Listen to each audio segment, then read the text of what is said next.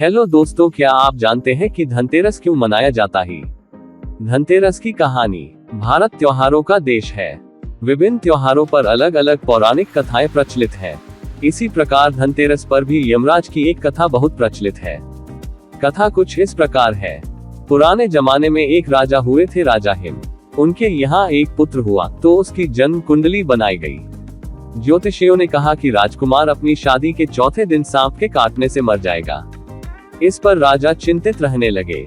जब राजकुमार की उम्र 16 साल की हुई तो उसकी शादी एक सुंदर, सुशील और समझदार राजकुमारी से कर दी गई। राजकुमारी मां लक्ष्मी की बड़ी भक्त थी। राजकुमारी को भी अपने पति पर आने वाली विपत्ति के विषय में पता चल गया।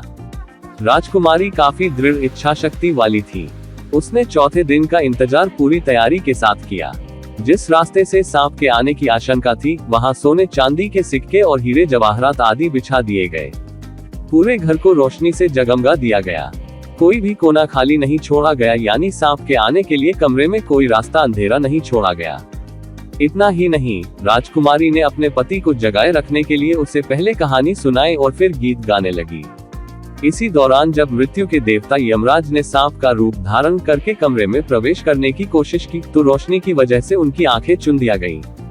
इस कारण सांप दूसरा रास्ता खोजने लगा और रेंगते हुए उस जगह पहुंच गया जहां सोने तथा चांदी के सिक्के रखे हुए थे।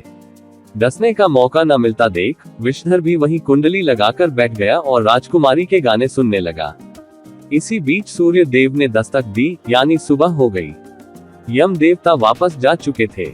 इस तरह राजकुमारी ने अपनी पति को मौत के पंजे में पहुंचने से पहले ही छुड़ा लिया। ये घटना जिस दिन घटी थी वह धनतेरस का दिन था, इसलिए इस दिन को यमदीपदान भी कहते हैं। भक्तजन इसी कारण धनतेरस की पूरी रात रोशनी करते हैं।